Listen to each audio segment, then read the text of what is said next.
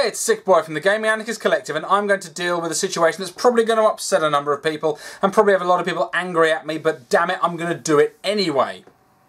And that's deal with the Tomodachi Life situation.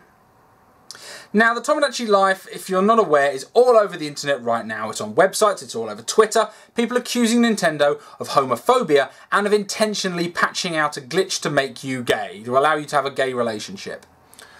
Now, this sat wrong with me. It sat like there was something wrong here. And I was looking into it, and I'm thankful that I came across a blog by Wesley Copeland, a freelance journalist, who discussed with Nintendo and has elucidated a few things for me with that blog, and it's made things much simpler. So now I understand, and I think my instincts were absolutely on the money.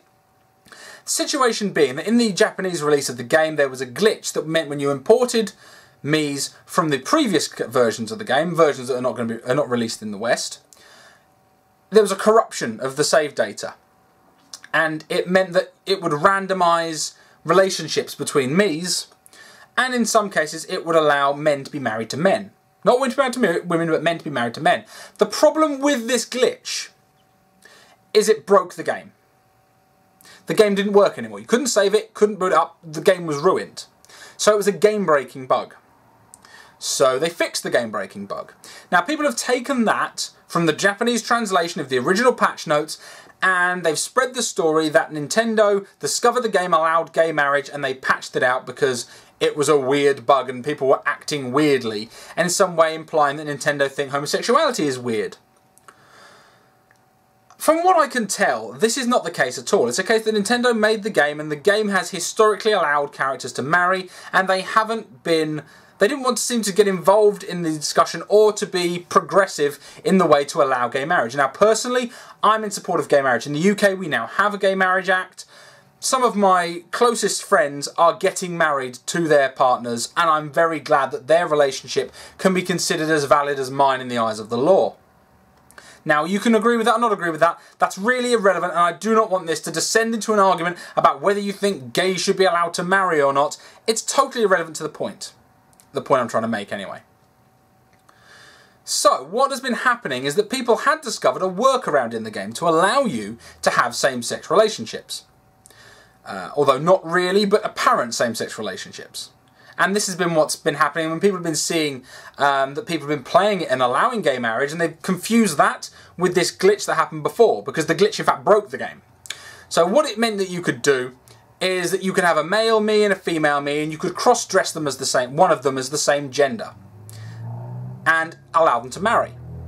That would then essentially allow you to have a gay marriage. You would have children, all the things would work, because it shows that Nintendo clearly aren't that bigoted, because they allow cross-dressing. They have not gone men's clothes, women's clothes, never the twain shall meet. They haven't done that at all. They've just gone clothes, boy-girl clothes, go dress up.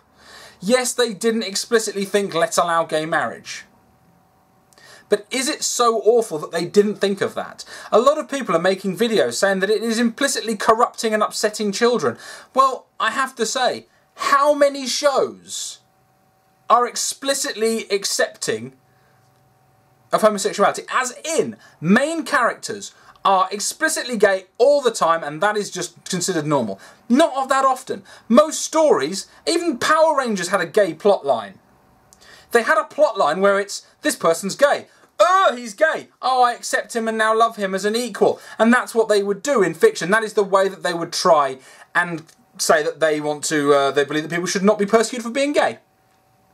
That is how things are being done generally in fiction, and it still is very much done that way in fiction. Homosexual relationships are still seen as not the norm, because in all fairness, the majority of people are heterosexual. So Nintendo felt they didn't want to make a political message by stepping in and saying, I'm going to allow same-sex marriage, because they don't want to get involved in that argument. Now they're not involved in that argument, said they don't want to get involved in that argument. Where they now are is having to defend themselves from people going, you're a homophobe. When really they were like, we just don't want to get involved. We're a business who make family-friendly, mostly video games. Not all family-friendly, but generally considered a family-friendly video game business. They didn't really want to get involved in progressive social issues, especially not when they're a Japanese company and don't really want to make comment on Western politics.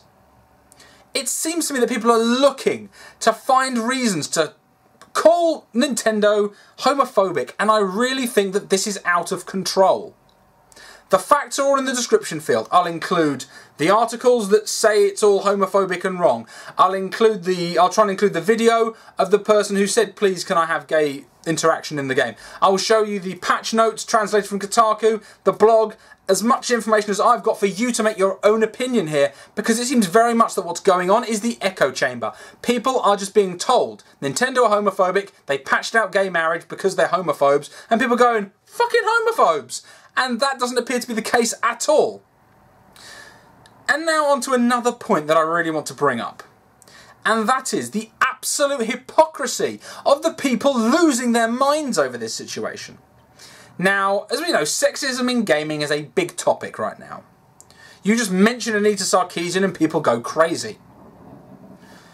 But the hip-hop artist Future, along with Kanye West, has released a song. They've released a song together. They've released a Flash game to promote this. So they've released a video game. Very simple video game. It's available on mobile devices. It's available on Internet Explorers. And what you do is you throw gold chains to catch scantily clad women, and they turn into trophies and you get points for catching them.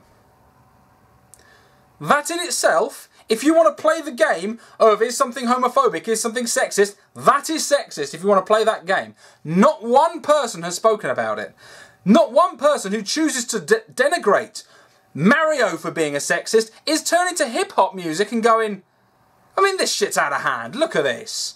Look at Snoop Dogg pouring champagne down the arse crack of a hooker. This is a bit off, isn't it? This is hardly progressive. Right on, women are equals. This is downright degrading women. And that is a staple of hip-hop. Has been for a very long time. I find it interesting that people are choosing to attack video games, choosing to attack Nintendo over implied homophobia, than going, hang on a minute, they've released this Flash game. That's fucking sexist. Jesus Christ, Kanye. Jesus, Future, what are you doing? What are the pair of you twats doing? You sexist fuckbags. Why can't you say that?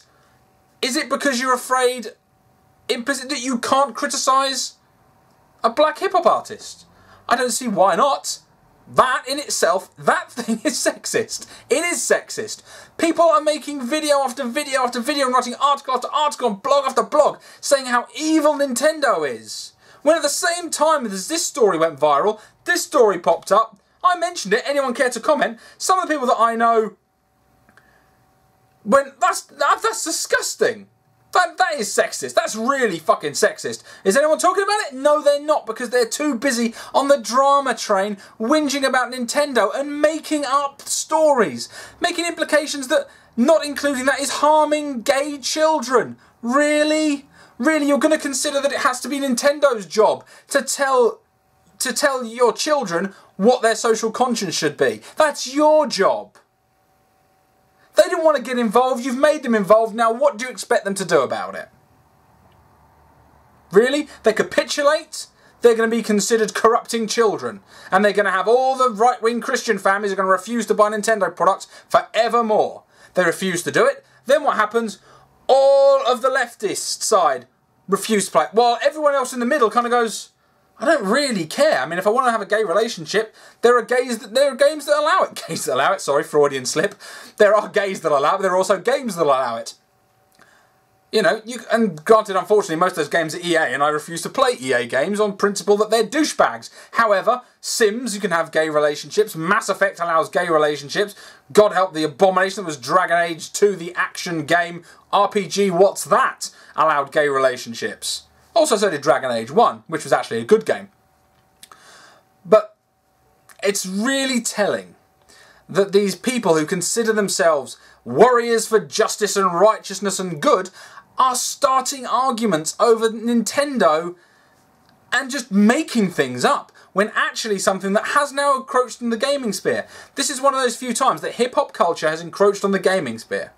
It happened a few times. 50 Cent made a game. There were the Wu-Tang Taste the Pain, the Wu-Tang Def Jam fighting games.